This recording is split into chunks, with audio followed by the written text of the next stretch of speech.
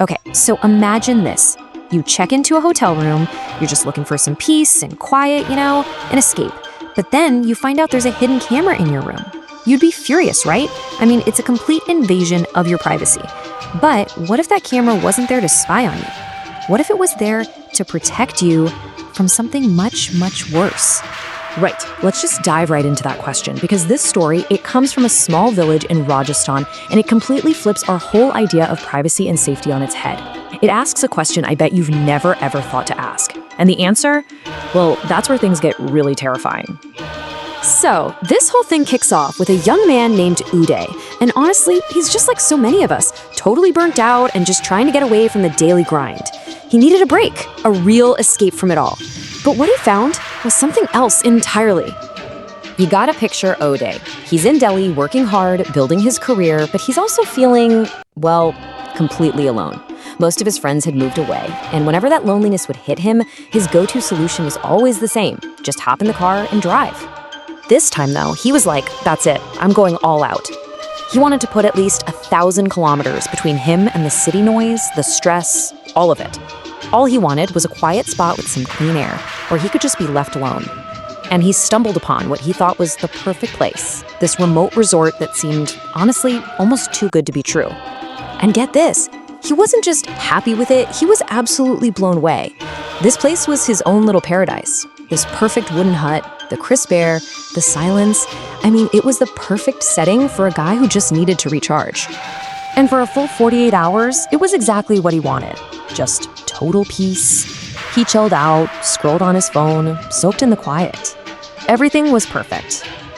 But then, the third night came. All right, this is the turning point. This is where everything just flips. That wonderful isolation that Uday was craving, it's about to become his worst nightmare. The perfect escape is about to become a trap he can't get out of.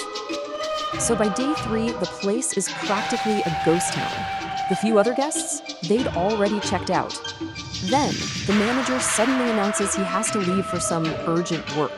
And, to top it all off, the only other person there, this young resort employee, decides to get drunk and passes out cold in his room. All of a sudden, Uday is the only conscious person for miles, completely alone. So picture it. It's a little past 11 at night. He's in his hut, just scrolling on his phone. And then boom, the power cuts out. Total, absolute darkness. Annoying, sure, but not scary. He grabs his phone to use the flashlight, but the screen just dies. It's totally black. And then, a second later, his dead phone starts vibrating. And the number that's calling him, it wasn't even a real number. It was just this string of digits over and over again. A number that shouldn't even be able to make a call.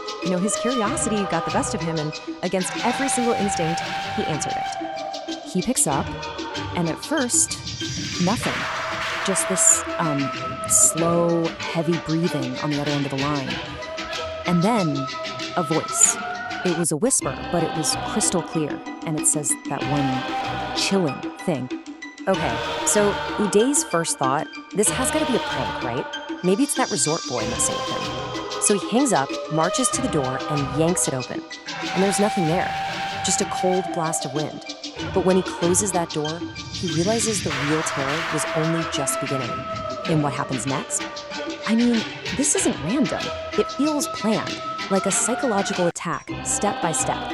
His phone rings again, same weird number. The voice says, "I'm not joking, I'm standing right behind you." He whips around, nothing. Then his phone screen just lights up, showing a photo of him, taken from behind, with a huge dark shadow looming over his shoulder. The lights flicker out again, and he hears a whisper, not from the phone this time, but right next to his ear. He hears a noise from the bathroom, thinks he's finally got the prankster, and storms in, and the door slams shut right behind him. So now he's trapped. The one light in the bathroom starts flickering like crazy. While he's desperately trying to get the door open, he hears this scratching sound. He looks up at the mirror and just watches in horror as an invisible hand starts writing this message in what looks like thick red blood. He's just frozen, staring at the mirror. And in that exact moment of terror, something hits him hard on the back of the head. He lets out one last piercing scream that just echoes through the night, and then just silence. But that final scream, was just loud enough to wake up the drunken resort boy. He stumbles out of his room, makes his way towards Uday's hut, and discovers something absolutely gruesome. He grabs the spare key, lets himself into the hut, and finds just a horrific scene. Uday's body, half in the bathroom, lying in a pool of his own blood. The boy, he's young, he's terrified, he completely panics. He can't get a hold of the manager, so he calls the only other person he can think of, the owner of the resort. So when the owner finally shows up hours later, who do you think he points the finger at? The boy.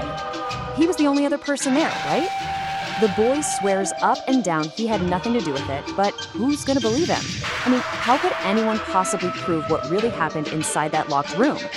Well, turns out someone, or something, was watching the whole time. But the owner, he's weirdly calm about the whole thing. He pulls out his phone, connects it to a little monitor he brought with him, and to the complete and utter shock of the manager and the boy, he presses play. He starts playing back footage from a hidden camera that was inside Uday's room. And the footage on that tape, wow, it showed everything. It showed Uday talking to an empty room, spinning around to fight with nothing, and finally thrashing around in that bathroom as if he was being attacked by some invisible force. The camera, that complete invasion of privacy, it proved the boy was innocent, but it recorded something so much more disturbing. The manager is horrified. He asks the owner, why on earth was there a camera in that room? And his reason, his justification for this, it is just bone-chilling.